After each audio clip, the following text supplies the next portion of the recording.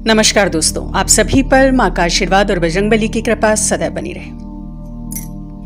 आज इस वीडियो में हम बात करेंगे कि जब मां दुर्गा का तत्व, उनकी ऊर्जा एक साधक, एक भक्त के अंदर जागृत होती है तो किस प्रकार के संकेत मिलते हैं, क्या अनुभव साधकों को होता है, भक्तों को होता है जब उन्हें मां दुर्गा के तत्व का अनुभव अपने अंदर होता है।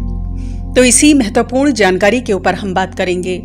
तो ये जानने से पहले बहुत जरूरी है कि संक्षेप में हम जान ले पराशक्ति के स्वरूप की महिमा को, उनके इस विराट स्वरूप के रहस्य को, ताकि आगे जो भी वीडियो में आपको जानकारी मिले उसे आप अच्छे से समझ सकें, ग्रहण कर सकें और अपने जीवन में उतार सकें। अनंत कल्याणमयी मां दुर्गा शाक्त संप्रदाय की प्रमुख देवी हैं, परम ब्रह्म हैं, सभी आसुरी शक्तियों से रक्षा करने वाली हैं, शांति समृद्धि प्रदान करने वाली देवी हैं। मार्कंडेय पुराण में शक्ति की महिमा का गुणगान किया गया है कि आधारभूता जगतस्त्वमेका त्वया यत् धार्यते विश्वम, अर्थात आप इस ब्रह्मांड की आधार हो और सृष्टि स्थिति विनाशानाम शक्ति भूते सनातनी की हे मां दुर्गा, हे मां जगदम्बा, आप इस चराचर जगत की रचना, पालन और संहार करने वाली हो। और स्वयं शिव कहते हैं, ईश्वरोहम महादेवी केवलम शक्ति योगतः, कि हे देवी, तुम्हारे बिना मैं मृत हूं, तुम्हारे साथ रहकर ही मैं महादेव और सब कामनाओं की पूर्ति करने वाला बन जाता हूं। और इन्हीं पराशक्ति भगवती मां दुर्गा की निरंतर साधना, पूजा, ध्यान, मनन, चिंतन से इन्हीं पराशक्ति मां भगवती का तत्व भक्त के अंदर जागृत हो जाता है। तत्व जागृत होना क्या तात्पर्य क्या है कि अर्थात मां की ऊर्जा से कनेक्टिविटी हो जाती है, उससे संबंध जुड़ जाता है और परिणाम स्वरूप उस ऊर्जा का एक अंश भक्त साधक के अंदर सक्रिय हो जाता है। मां की कृपा भक्त को प्राप्त होने लगती है। तो ये कैसे पता चले कि मां की ऊर्जा एक भक्त, एक साधक के अंदर जागृत हो गई है? विभिन्न संकेत, इसके विभिन्न अनुभव इसे भक्तों को होते हैं और बहुत ही सूक्ष्म अनुभव होते हैं, जिनकी जानकारी होना मां के सभी भक्तों के लिए, सभी साधकों के लिए परमावश्यक है। तो इन्हीं अनुभवों के ऊपर आज हम बात करते हैं, जिनमें सबसे पहला अनुभव है कि मां दुर्गा के जो गुण हैं, उनका जो दिव्य स्वरूप है, वो कहीं ना कहीं भक्त के अंदर जागृत होने लगता है। जो भी मां की प्रिय चीजें हैं वो आपको प्रिय लगने लगती हैं। एक आंतरिक शक्ति भक्त के अंदर जागृत होने लगती है। इसको आप ऐसे समझिए कि यदि कहीं अग्नि जल रही है, आप उस अग्नि के पास बैठे हैं, तो अग्नि के प्रभाव वश आपके शरीर का तापमान बढ़ जाता है, अग्नि का प्रभाव आपके ऊपर होता है। इसी प्रकार जहां आप कभी बर्फ को स्पर्श कर रहे हैं कहीं, तो आपका हाथ ठंडा हो जाता है, टेम्परेचर डाउन हो जाता है। ये बहुत ही सरल और सिंपल उदाहरणों से मैं आपको समझा रही हूं कि जिस संगत में आप होते हैं इस भौतिक जगत में, उसका प्रभाव आपके ऊपर पड़ता है। इसी प्रकार आध्यात्मिक जगत में जो भी आपके इष्ट होते हैं, जिनका आप चिंतन मनन करते हैं, उनके गुण आपके अंदर जागृत होने लगते हैं। इसी को ऊर्जा का जागृत होना या मां का तत्व जागृत होना कहा जाता है।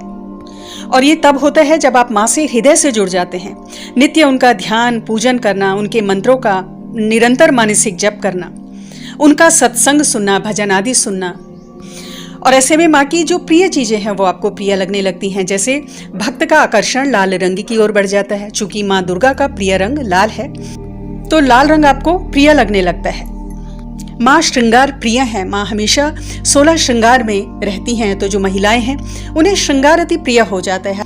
और आप देखेंगे कि जो भी महिलाएं मां की भक्त हैं वो श्रृंगार प्रिय हो जाती हैं। लाल चूड़ियां, माथे पर बिंदी, सिंदूर, इन सब की तरफ आकर्षण बढ़ने लगता है। और ये बहुत स्वाभाविक है, क्योंकि जो भी माँ का स्वभाव होता है, जन्म देने वाली माँ का भी जो स्वभाव होता है, वो कहीं ना कहीं उसकी संतान में झलकता है।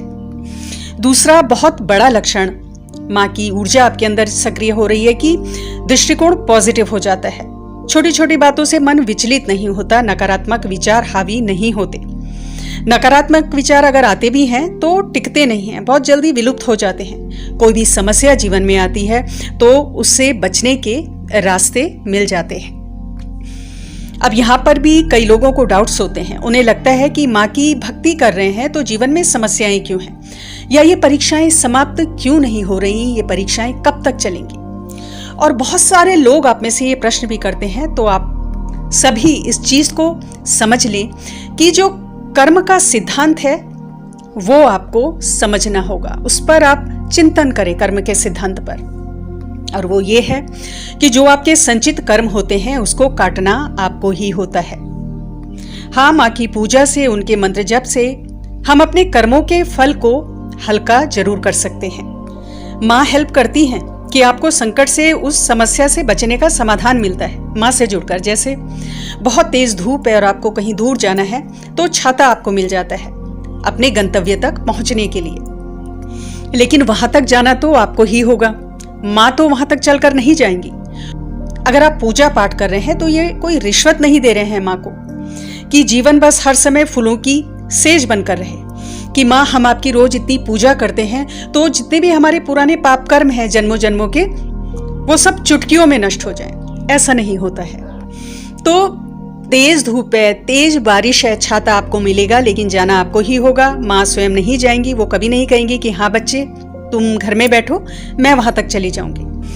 तो माँ दुर्गा का जब तत्व जागृत होता है तो हर चीज जो हमारे जीवन में घटित हो रही है उसका कारण समझ में आने लगता है। दूसरे लोगों के प्रति शिकायतें, माँ से शिकायतें, ये सब समाप्त होने लगती हैं। ये समझ में आने लगता है कि जो कुछ भी हमारे जीवन में घटित हो रहा है कहीं ना कहीं हम ही उसके उत्तरदायी हैं। देखिए, भौतिक जीवन में जब गुरु पढ़ाता है शिष्य को पूरे साल भर, और शिष्य भी बहुत मेहनत करता है, तो गुरु ये नहीं बोलता कि बच्चे आपने बहुत मेहनत कर ली है, अब एग्जाम आ गए हैं, आप घर में बैठो, एग्जाम मैं दूंगा।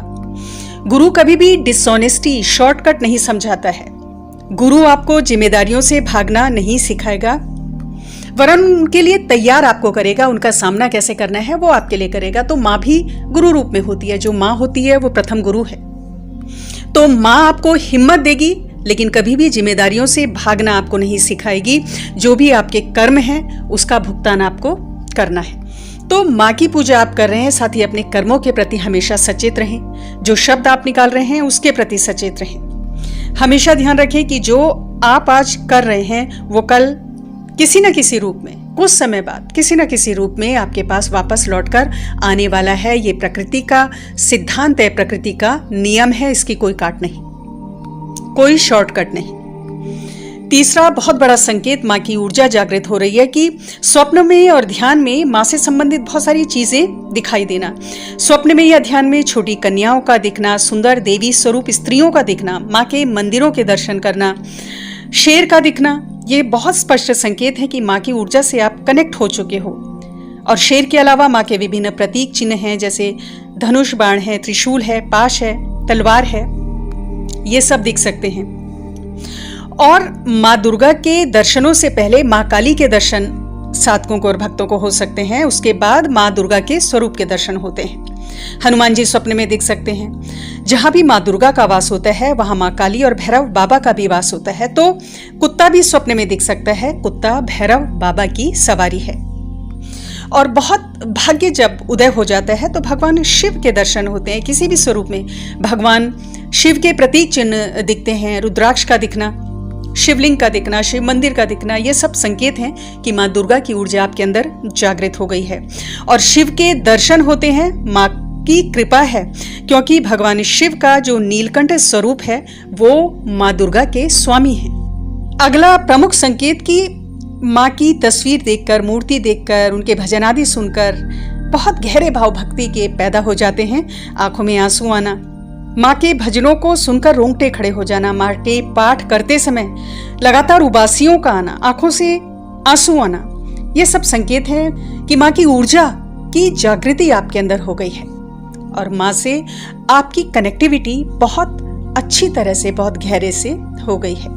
और एक बहुत बड़ा संकेत माँ की ऊर्जा जागृति का है कि दूसरों के प्रति संवेदनशीलता, दूसरों की भावनाओं के प्रति संवेदनशीलता बढ़ जाती है, समझ बढ़ती है। माँ दुर्गा जगत जननी ममतामयी है, तो समस्त प्राणियों के लिए एक ममता का भाव भक्त के अंदर जब पैदा होता है तो समझिए कि माँ की ऊर्जा आपके अंदर सक्रिय हो गई है। माँ विकारों को नष्ट करने वाली है, तो स्वाभाविक रूप से भक्त के स्वयं के विकार नष्ट होने लगते हैं। राग द्वेष है, अहंकार है, बुरी संगत है, कोई भी विकार है, ये सब शनै शनै क्षीण होने लगते हैं। आहार विहार विचार मनोभाव सब सात्विक होने लगते हैं। दूसरों के प्रति एक करुणा का भाव मन में पैदा होता है, दूसरों को क्षमा करने का भाव मन में पैदा होता है। तो ये सब प्रमुख संकेत हैं कि माँ की ऊर्जा आपके अंदर जागृत हो गई है। आज की वीडियो में इतना ही दोस्तों, अगली वीडियो में बहुत जल्द मिलती हूँ। तब तक के लिए अपना ध्यान रखें, स्वस्थ रहें, खुश रहें, मस्त रहें। जय माता दी, जय बजरंगबली।